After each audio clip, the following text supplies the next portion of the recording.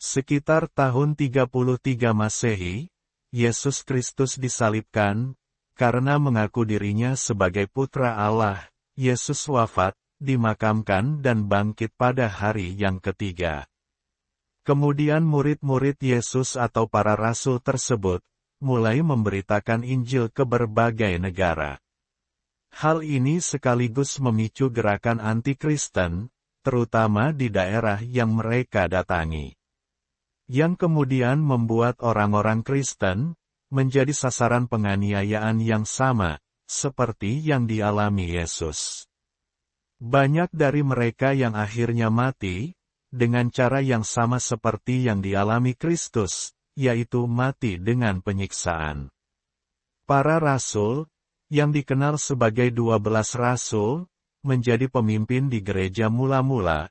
Masing-masing rasul memainkan peran penting dalam menyebarkan ajaran gereja ke seluruh dunia kuno, dan banyak dari mereka meninggal, sebagai akibat langsung dari upaya pelayanan mereka, seringkali di tangan orang-orang yang harus mereka jangkau. Dalam Alkitab, ada 14 orang yang dianggap sebagai rasul utama, yang anggota asli ada 12 orang, tapi adanya penambahan Santo Matius yang dipilih untuk menggantikan Yudas Iskariot, dan Santo Paulus, rasul bagi orang-orang bukan Yahudi. Mereka semua adalah orang-orang nyata yang hidup dan meninggal pada abad pertama Masehi. Hanya 2 dari kematian mereka yang tercatat dalam Alkitab, yaitu kematian Yakobus dan Yudas Iskariot. Kematian rasul yang lainnya diketahui dari para rasul lainnya, atau yang berasal dari para penulis Kristen kuno dan catatan gereja. Ada banyak catatan tentang di mana dan bagaimana mereka meninggal. Secara umum diyakini bahwa hanya Rasul Yohaneslah yang meninggal karena sebab alamiah, sedangkan yang lainnya meninggal sebagai martir, yang meninggal dengan cara yang tidak biasa. Bagi sebagian besar rasul, tanggal kematian mereka tidak diketahui atau hanya diperkirakan, meskipun beberapa memiliki garis waktu yang lebih pasti. Terkadang sulit untuk melacak catatan akurat ke sumber aslinya. Dan berikut ini adalah catatan kematian ke-12 murid Yesus atau para rasul, dan mohon maaf jika ada paparan ini yang mengandung catatan kekerasan atau kengerian, tapi ini adalah catatan sejarah gereja, yang harus dikatakan dengan sebenar-benarnya. Yang pertama, kematian Sang Rasul Santo Petrus. Rasul Petrus, Simon Petrus, Simeon, Simon, atau Kefas atau Kepa yang berarti batu karang, lahir pada tahun 1 sebelum Masehi, di Betsaida. Petrus adalah salah satu dari 12 rasul Yesus Kristus, dan salah satu pemimpin pertama gereja Kristen awal. Ia muncul berulang kali dan menonjol dalam keempat Injil Perjanjian Baru serta kisah para rasul. Dalam tradisi Katolik mengakui Petrus sebagai uskup pertama Roma dan atau Paus pertama, dan juga sebagai uskup pertama Antiokhia, diperkirakan menjabat dari tahun 30 Masehi hingga antara tahun 64 hingga tahun 68 Masehi. Petrus atau Simon Petrus, seorang murid yang mampu berjalan di atas air dengan iman, dan tiba-tiba tenggelam dalam keraguannya. Petrus bersifat impulsif dan emosional. Petrus terkenal karena 3 kali menyangkal Yesus ketika tekanan datang. Meskipun demikian, Kristus sangat mengasihi Petrus, dan memberinya tempat khusus di antara 12 muridnya. Petrus juru bicara para rasul, menonjol dalam Injil. Setiap kali nama-nama orang disebutkan, nama Petrus muncul pertama. Ia, Yakobus dan Yohanes, membentuk lingkaran dalam sahabat-sahabat terdekat Yesus. Hanya ketiga orang ini yang diberi hak istimewa untuk mengalami transfigurasi, dan beberapa wahyu luar biasa lainnya dari Kristus. Setelah kebangkitan Yesus, Petrus menjadi penginjil dan misionaris yang berani, dan salah satu pemimpin terbesar gereja mula-mula. Ia bersemangat sampai akhir hayatnya. Selama kebakaran besar Roma pada tahun 64 Masehi, yang dituduhkan Nero kepada orang-orang Kristen, Santo Petrus disalibkan. Menurut kisah para rasul, ia memilih untuk disalibkan terbalik. Para sejarawan mencatat bahwa ketika dijatuhi hukuman mati dengan cara disalib, Petrus meminta untuk menghadap ke tanah karena ia merasa tidak layak untuk mati dengan cara yang sama seperti juru selamatnya. Jadi Petrus memilih untuk disalibkan terbalik di Bukit Vatikan. Catatan sejarah mencatatkan tempat makam Santo Petrus ada di Roma. Pada tahun 1950, para penyelidik menemukan tulang-tulang di bawah altar di Basilika Santo Petrus. Sebuah analisis forensik mengungkapkan bahwa tulang-tulang itu kira-kira milik seorang pria berusia 61 tahun. Paus Paulus ke-6 pada tahun 1968 mengumumkan bahwa benda-benda itu kemungkinan besar adalah relik Rasul Petrus. Pada tanggal 24 November tahun 2013, Paus Fransiskus mempersembahkan sebagian relik tersebut, yang terdiri dari fragmen tulang, untuk pertama kalinya di depan umum selama misa yang dirayakan di lapangan Santo Petrus. Pada tanggal 2 Juli tahun 2019, diumumkan bahwa Paus Fransiskus telah menyerahkan 9 fragmen tulang ini di dalam relik perunggu, kepada Patriark Ekumenis Ortodoks Bartolomeus dari Konstantinopel. Namun, sebagian besar sisa-sisa Santo Petrus masih disimpan di Roma, di bawah altar tinggi Basilika Santo Petrus. Rasul Andreas atau Andreas, juga disebut Santo Andreas, yang berarti jantan dan berani. Rasul Andreas lahir antara tahun 5 sampai tahun 10 Masehi, di Betsaida, Galilea. Dia adalah saudara Santo Petrus, mereka adalah nelayan penjala ikan, putra Yunus. Andreas adalah salah satu dari 12 rasul yang dipilih oleh Yesus. Andreas awalnya murid seorang Yohanes Pembaptis, kemudian mengikuti Yesus dan mengenalinya sebagai Mesias. Dia memperkenalkan saudaranya, Simon Petrus, kepada Yesus.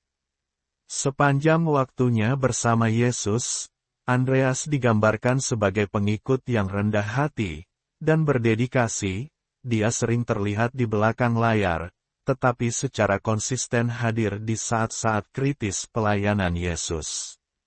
Salah satu contoh penting dari imannya tercatat dalam Injil Yohanes, di mana Andreas membawa seorang anak laki-laki, dengan 5 roti dan 2 ikan kepada Yesus, yang kemudian Yesus gandakan secara ajaib untuk memberi makan 5.000 orang.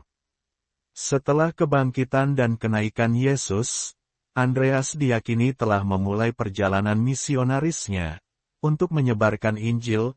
Catatan sejarah menyatakan bahwa ia berkhotbah di wilayah-wilayah seperti Skythia Yunani, dan Asia Kecil. Wilayah lain yang dikunjunginya termasuk Kapadokia, Galatia, Makedonia, dan Achaia. Sejarah mengatakan ia mendirikan tahta Bizantium, yang kemudian menjadi Konstantinopel, setelah ia mengangkat Santos Stachys sebagai uskup di sana. Andreas pergi ke Patras di Yunani Barat, pada tahun 69 Masehi, di mana prokonsul Romawi Aegeates berdebat tentang agama dengannya. Aegeates mencoba meyakinkan Andreas untuk meninggalkan agama Kristen, sehingga ia tidak perlu menyiksa dan mengeksekusinya.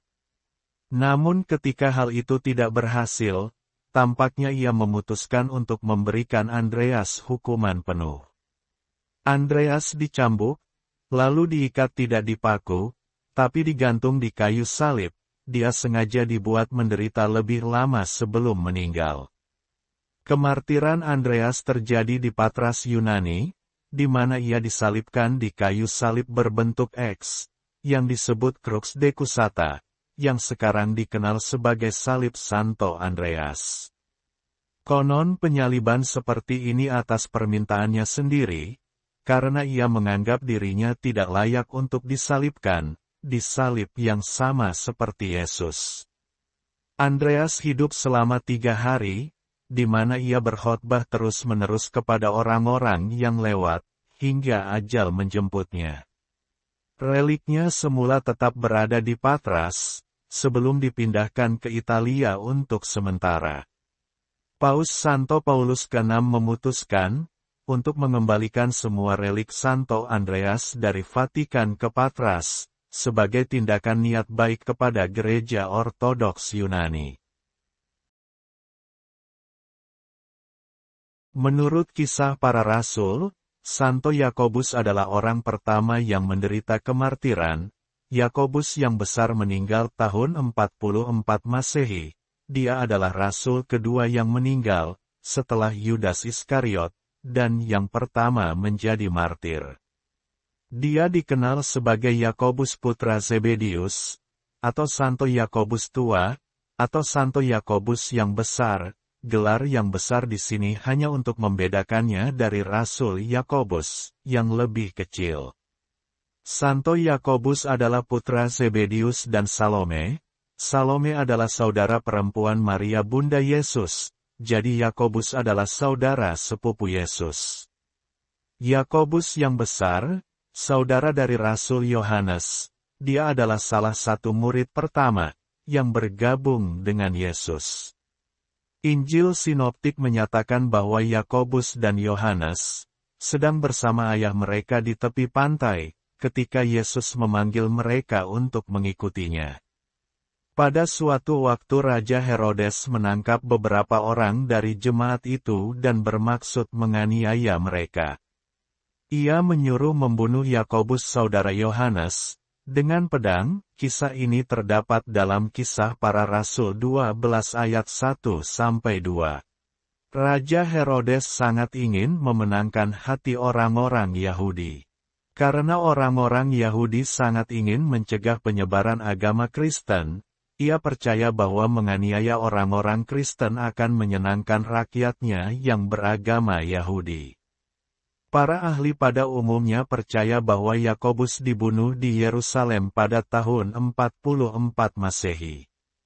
Orang yang melaporkan bahwa dia seorang Kristen, bertobat setelah mendengar dari Yakobus. Ia meminta Yakobus untuk memaafkannya, dan dia mendapatkannya. Mereka dipenggal bersama-sama pada saat yang sama. Dia dieksekusi dengan pedang. Kisah ini berdasarkan catatan ahli sejarah Eusebius dari Kaisarea. Serangkaian kejadian ajaib terjadi saat pemindahan reliknya, dari Yudea ke Galisia di barat laut Hispania. Tubuhnya yang dipenggal diambil oleh para malaikat, dan berlayar dengan perahu tanpa kemudi dan tanpa pengawasan ke Iria Flavia di Hispania, di mana sebuah batu besar menutupi tubuhnya. Murid-murid Yakobus, Theodor dan Athanasius, tiba di Iria Flavia. Mereka mendekati Ratu Lupa, untuk memberi mereka tempat untuk menguburkan tubuh Yakobus. Ratu Lupa yang muncul dalam Kodeks Calixtinus, menceritakan bahwa dia memutuskan untuk menipu para murid dan mengirim mereka ke Gubernur Duyo, dengan maksud membunuh mereka. Merasa ada jebakan, mereka melarikan diri dari gubernur dan kembali ke ratu. Sekali lagi Ratu Lupa mencoba menipu mereka, dan mengirim mereka ke Picos Sacro atau puncak suci, untuk mengumpulkan 2 ekor banteng miliknya, untuk membawa material yang diperlukan untuk membangun makam. Namun, kehadiran salib suci melindungi para pengikutnya dari bahaya dan menjinakkan banteng. Setelah menyaksikan peristiwa ajaib itu, Ratu Lupa masuk Kristen dan membantu membangun makam Rasul Yakobus di Libredon. Sejarah menyatakan di Compostela menyebutkan bahwa relik Santo Yakobus, ditemukan pada abad ke-9 oleh Pelayo di hutan Libredon pada masa Uskup Theodemir dan Raja Alfonso II. Catatan sejarah menyatakan bahwa Santo Yakobus juga berkhotbah di Spanyol sebelum kembali ke tanah airnya. Santo Yakobus adalah santo pelindung Spanyol. Menurut catatan sejarah, jenazahnya disimpan di Santiago de Compostela di Galicia, Spanyol. Berikutnya, inilah catatan kematian dari seorang Santo Yohanes. Yohanes, atau Rasul Yohanes, juga dikenal sebagai Santo Yohanes yang terkasih, dan dalam kekristenan Ortodoks Timur dia disebut Santo Yohanes Sang Teolog. Yohanes adalah salah satu dari 12 Rasul Yesus, menurut Perjanjian Baru. Yohanes lahir tahun 6 Masehi di Betsaida, Galilea, Kekaisaran Romawi.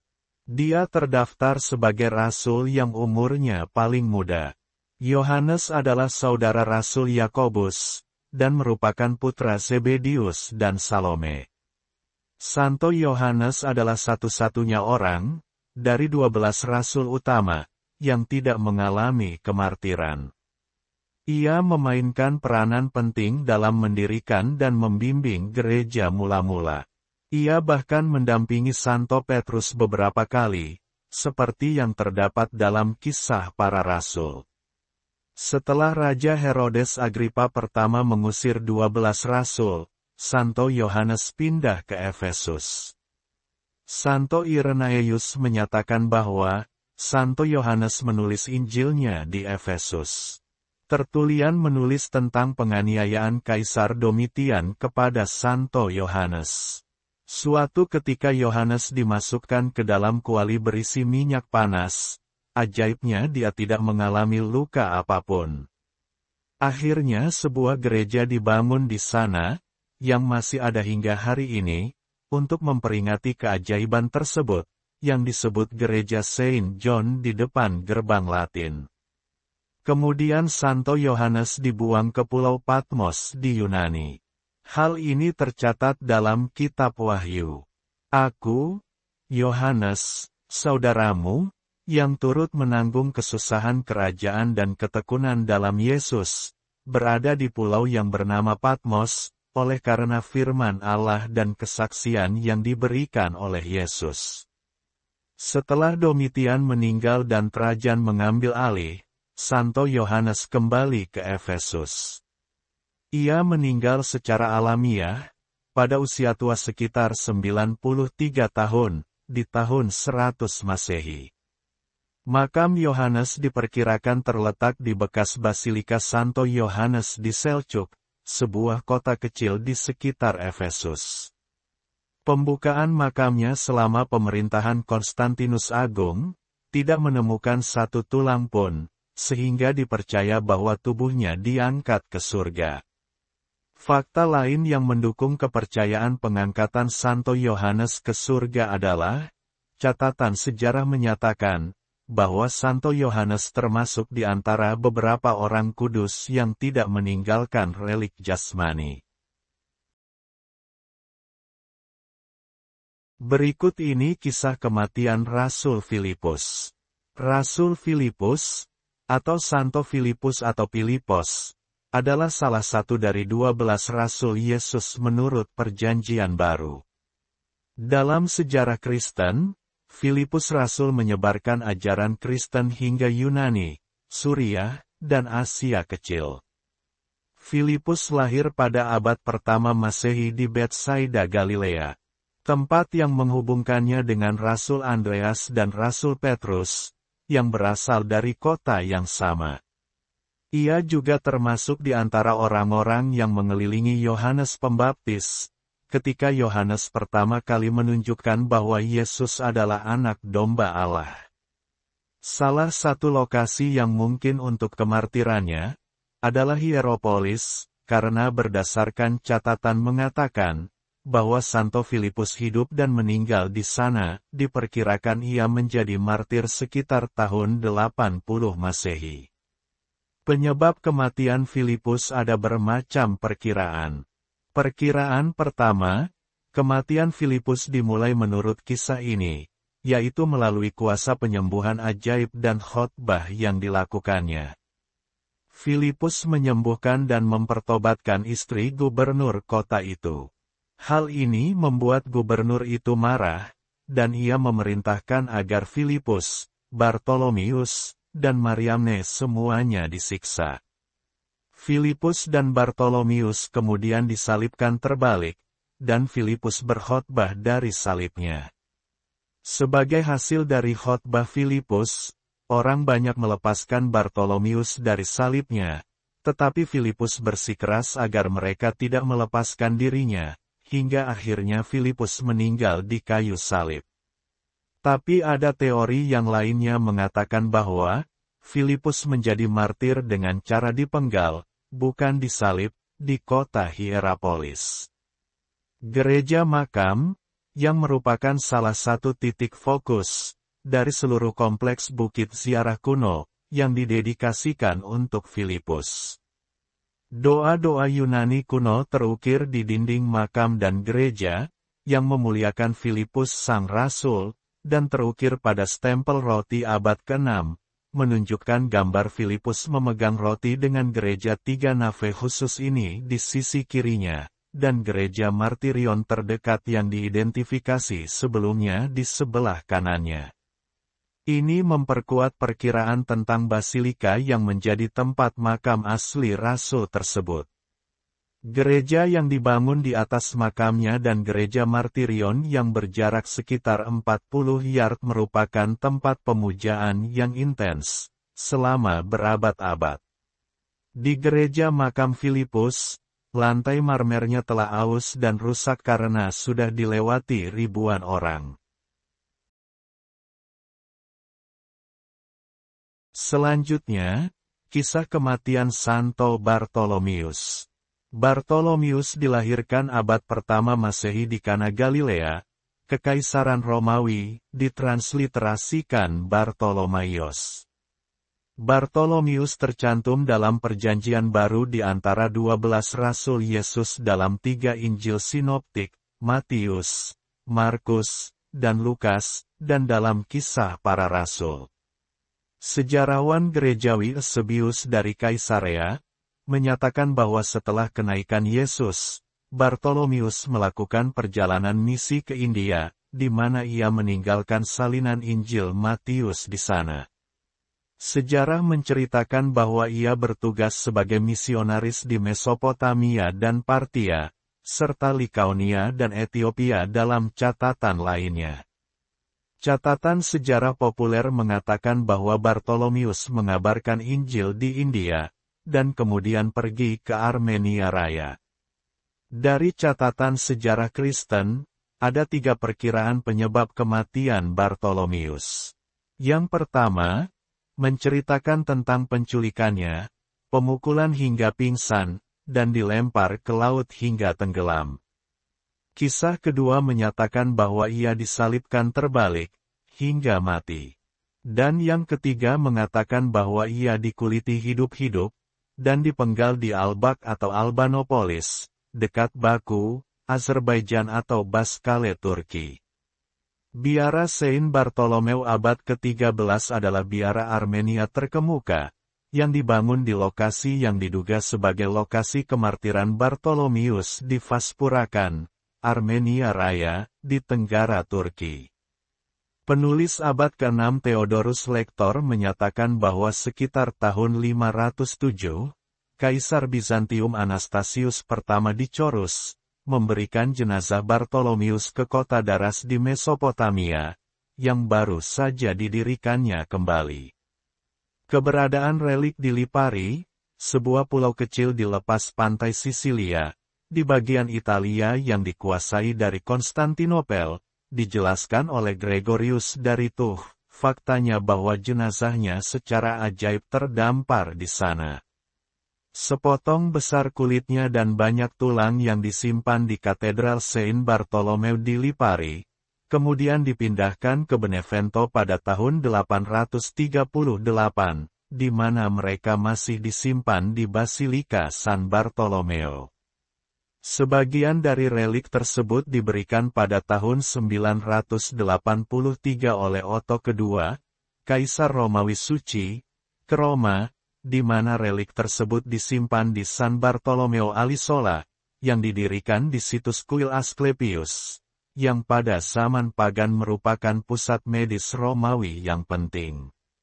Sebagian dari tengkorak Bartolomius yang diduga dipindahkan ke Katedral Frankfurt, sementara lengannya disimpan dan dihormati di Katedral Canterbury. Kisah selanjutnya adalah catatan kematian Santo Thomas. Rasul Thomas atau Santo Thomas, juga salah satu dari 12 rasul utama Yesus menurut Perjanjian Baru. Thomas umumnya dikenal sebagai Thomas si ragu, karena awalnya ia meragukan kebangkitan Yesus Kristus. Ketika ia diberitahu tentang hal itu, seperti yang diceritakan dalam Injil Yohanes. Dia kemudian mengakui imannya, Tuhanku dan Allahku, setelah melihat tempat-tempat di mana luka-luka telah sembuh pada tubuh suci Yesus, setelah penyaliban. Thomas lahir di abad ke-1 Masehi, di Galilea Yudea. Dokumen menyatakan bahwa Thomas adalah satu-satunya saksi kenaikan Maria ke surga. Menurut catatan tradisional umat Kristen Santo Thomas dari India, Rasul Thomas mendarat di Muziris, Kranganore di Pantai Kerala pada tahun 52 Masehi dan menjadi martir di Mylapore dekat Madras, Tamil Nadu, pada tahun 72 Masehi. Pelabuhan tersebut hancur pada tahun 1341 oleh banjir besar yang meratakan kembali pantai. Santo Thomas diyakini telah mendirikan 7 gereja komunitas di Kerala. Gereja-gereja ini berada di Kodungalur, Palayor, Kotakafu Parafur, Kokkamangalam, Niranam, Nilekal Cayal, Kolem, dan Tiruvitamkode. Menurut catatan Kristen Suriah, Thomas meninggal, dengan cara dibunuh dengan tombak di Gunung Saint Thomas di Chennai, pada tanggal 3 Juli tahun 72 Masehi, dan jasadnya dimakamkan di Mylapore. Gereja Latin menetapkan tanggal 21 Desember sebagai tanggal kematiannya. Efrem dari Suriah menyatakan bahwa rasul tersebut dibunuh di India, dan reliknya kemudian dibawa ke Edessa. Ini adalah catatan paling awal yang diketahui tentang kematiannya. Catatan Barbosa dari awal abad ke-16 mencatat, bahwa makam itu kemudian dirawat dan sebuah lampu menyala di sana. Basilika Katedral Saint Thomas, Chennai, Tamil Nadu India, yang sekarang terletak di makam tersebut, pertama kali dibangun pada abad ke-16 oleh Portugis, dan dibangun kembali pada abad ke-19 oleh Inggris. Gunung Saint Thomas telah menjadi situs yang dihormati oleh umat Kristen setidaknya sejak abad ke-16. Efrem orang Syria, seorang doktor agama Kristen Syria, menulis dalam bukunya yang ke-42, Carmina Nisibina, bahwa rasul tersebut dihukum mati di India, dan jenazahnya kemudian dikuburkan di Edessa, dibawa ke sana oleh seorang pedagang yang tidak disebutkan namanya. Catatan tradisional mengatakan bahwa Rasul Thomas berkhotbah tidak hanya di Kerala tetapi juga di bagian lain India Selatan dan Tiongkok. Bahkan menurut Kurt E. Koch, diperkirakan Rasul Thomas sampai ke Indonesia, mengikuti kapal pedagang dari India. Beberapa relik masih disimpan di Basilika San Tome di lingkungan Mylapore, di bagian tengah kota Chennai di India. Dan ini adalah catatan kematian Rasul Matius. Rasul Matius, atau Santo Matius atau Mataios, disebutkan dalam Perjanjian Baru sebagai salah satu dari 12 Rasul Yesus. Menurut tradisi Kristen, ia juga merupakan salah satu dari 4 penginjil, sebagai penulis Injil Matius, dan juga dikenal sebagai Matius Sang Penginjil. Ketika dia masih menjadi seorang pemungut cukai di Kapernaum, dia dipanggil untuk mengikuti Yesus. Matius orang Lewi, lahir di Kapernaum Galilea, anak dari Alfeus. Rasul Matius berkhotbah kepada orang-orang Yahudi di Yudea. Santo Clement dari Alexandria mengatakan bahwa ia berkhotbah kepada mereka selama 15 tahun, sebelum akhirnya dia pergi. Dikatakan Rasul Matius berkhotbah ke Etiopia, wilayah di selatan Laut Kaspia, termasuk juga beberapa bagian dari Persia, Makedonia, dan Suriah. Para ahli sejarah menyebutkan bahwa ia mati sebagai martir di Etiopia, tapi mereka tidak bisa memastikan dengan cara apa matinya. Ada yang mengatakan ditikam, dibakar, dilempari dengan batu, atau dipenggal kepalanya, tapi semua tidak ada kepastian. Tetapi menurut catatan tradisional gereja awal, ketika Rasul Matius berkhotbah di Etiopia, selatan Kaspia, Rasul Matius mempertobatkan dan kemudian mempersembahkan kepada Tuhan, Epigenia seorang putri Raja Egipus dari Etiopia. Ketika Raja Hirtakus menggantikan Egipus, ia bertanya kepada Rasul apakah ia dapat membujuk Epigenia untuk menikah dengannya. Matius kemudian mengundang Raja Hirtakus ke liturgi pada hari Minggu berikutnya. Di sana ia menegur sang raja, yang bernafsu mendapatkan putri, yang adalah seorang biarawati, pengantin Kristus. Raja yang marah, kemudian memerintahkan pengawalnya untuk membunuh Matius, yang berdiri di altar. Dia ditikam sampai mati, menjadikannya seorang martir. Dia diperkirakan mati sebagai martir pada abad pertama, diyakini sekitar tahun 68 Masehi, di Etiopia selatan Kaspia. Gereja ini didedikasikan untuk Santo Matius, yang reliknya berada di dalam ruang bawah tanah Katedral Salerno, atau Duomo, gereja utama di kota Salerno di Italia Selatan. Dan berikut ini adalah kisah kematian Rasul Yakobus Muda. Rasul Yakobus Muda, atau Santo Yakobus Kecil, atau Yakobus Homikro adalah salah satu dari 12 murid Yesus.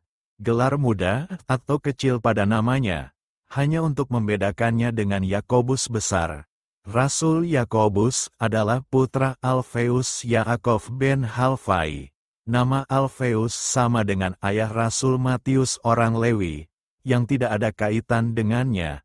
Yakobus, putra Alfeus sering diidentifikasikan dengan Yakobus muda, yang hanya disebutkan 4 kali dalam Alkitab, setiap kali dikaitkan dengan ibunya, merujuk kepada Maria ibu Yakobus muda dan Yoses. Menurut catatan gereja, ia menderita kemartiran karena imannya, meskipun rincian kematiannya bervariasi di antara sumber-sumber. Yakobus muda dihormati sebagai orang suci dalam berbagai denominasi Kristen, dan hidupnya menjadi bukti bagi beragam latar belakang dan peran para rasul di gereja mula-mula. Beberapa catatan mengatakan bahwa setelah tinggal di Yerusalem selama bertahun-tahun, dia meninggal dengan cara dirajam dengan batu hingga mati oleh penguasa Yahudi. Jenazahnya dimakamkan di Basilika Para Rasul Suci, Roma, Italia. Kisah selanjutnya adalah kisah kematian Rasul Yudas Tadeus. Rasul Yudas, atau Santo Yudas, biasa dipanggil Yudas Tadeus, atau Yudas dari Yakobus. Ini mengidentifikasi dia sebagai Yudas putra Yakobus, sekaligus membedakan dia dengan Yudas Iskariot. Dia adalah salah satu dari 12 Rasul Yesus menurut Perjanjian Baru. Berdasarkan catatan menyatakan bahwa Yudas mengabarkan Injil di Yudea, Samaria, Idumea, Syria, Mesopotamia, dan Libya.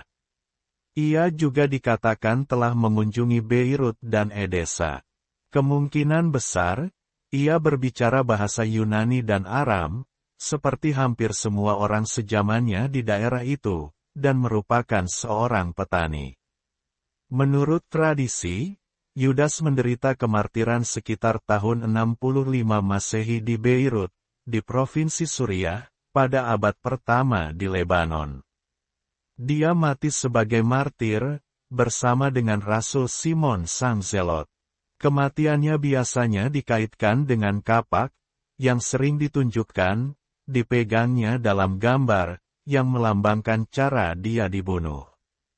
Menurut salah satu catatan, jenazah Yudas dibawa dari Beirut ke Roma, dan ditempatkan di sebuah ruang bawah tanah di Basilika Santo Petrus, yang dikunjungi oleh banyak umat. Pada tanggal 27 Desember tahun 1665, tulang-tulangnya dipindah dan berada di transept kiri Basilika Santo Petrus, di bawah altar utama Santo Yosef, dan dalam satu makam dengan sisa-sisa Rasul Simon Sang Zelot. Dan menurut catatan lainnya, sisa-sisa tulang Yudas disimpan di sebuah biara Armenia, di pulau bagian utara Danau Isyik-Kul di Kirgistan, paling tidak hingga abad ke-15. Dan yang ini adalah kisah kematian Rasul Simon. Rasul Simon, atau Santo Simon, atau Simon orang Zelot, atau Simon orang Kanaan, juga salah satu dari 12 Rasul Yesus, yang paling tidak dikenal. Simon dilahirkan abad pertama Masehi di Kana Galilea, Yudea. Dalam catatan selanjutnya, Simon sering dikaitkan dengan Yudas Tadeus sang Rasul sebagai tim penginjilan. Dalam kekristenan Barat, kisah yang paling dikenal luas adalah bahwa setelah menginjili di Mesir, Simon bergabung dengan Yudas Tadeus di Persia dan Armenia atau Beirut, Lebanon, di mana keduanya sama-sama menjadi martir pada tahun 65 Masehi. Versi ini adalah yang ditemukan dalam legenda emas. Tradisi yang umum menyebutkan bahwa ia menjadi martir bersama Santo Yudas Tadeus. Senjata kemartirannya biasanya digambarkan adalah gergaji. Ia dimakamkan di makam yang sama dengan Yudas Tadeus, di transept kiri Basilika Santo Petrus di Roma, di bawah altar Santo Yosef. Reliknya diklaim oleh banyak tempat, termasuk Tulos juga Basilika Santo Petrus. Dan inilah kisah selanjutnya, kisah kematian Santo Matias. Rasul Matias, atau Santo Matias, atau Matityahu, menurut kisah para rasul, dipilih oleh Tuhan melalui para rasul untuk menggantikan Yudas Iskariot, karena pengkhianatannya terhadap Yesus dan kematiannya. Panggilannya sebagai seorang rasul adalah unik, dalam hal pengangkatannya tidak dilakukan secara pribadi oleh Yesus, karena Yesus telah naik ke surga, dan itu terjadi sebelum turunnya Roh Kudus ke atas gereja mula-mula. Dilahirkan abad pertama Masehi, di Yudea, Kekaisaran Romawi. Tradisi Yunani mengatakan bahwa Santo Matias menyebarkan agama Kristen di sekitar Kapadokia dan di pesisir Laut Kaspia, dan tinggal terutama di dekat pelabuhan Isus. Menurut Nicephorus, Matias pertama kali memberitakan Injil di Yudea, kemudian di Ethiopia dekat wilayah Kolchis, sekarang di Georgia modern, dan disalibkan. Sebuah kisah Koptik yang masih ada dari Andreas dan Matius, menempatkan aktivitasnya dengan cara yang sama di kota kanibal di Ethiopia. Sebuah penanda yang ditempatkan di reruntuhan benteng Romawi di Gonio, Apsaros, di wilayah Georgia modern Ajara, mengklaim bahwa Matias dimakamkan di situs itu. Sinopsis Dorotheus memuat tradisi ini. Matias mengabarkan Injil kepada orang-orang barbar dan pemakan daging di pedalaman Ethiopia, di mana pelabuhan Laut Hisus berada, di muara Sungai Pasis. Ia meninggal di Sebastopolis, dan dimakamkan di sana, dekat kuil matahari. Pendapat catatan lainnya menyatakan bahwa Matias dirajam dengan batu di Yerusalem oleh penduduk setempat, dan kemudian dipenggal. Menurut Hippolytus dari Roma, Matius meninggal karena usia tua di Yerusalem. Demikianlah kisah bagaimana kematian ke-12 Rasul Yesus. Meskipun ada beberapa yang berbeda pendapatnya, tapi setidaknya kemartiran para rasul tersebut tercatat. Sebagian besar peninggalan, atau berupa relik, atau makam mereka, masih terjaga hingga saat ini. Semoga kisah ini bisa menambah pengetahuan kita tentang kehidupan orang-orang kudus Katolik. Amin. Terima kasih sudah menonton. Untuk kelangsungan channel ini, jangan lupa subscribe, like jika menyukainya, share jika bermanfaat, dan komen. Tuhan Yesus memberkati. Amin.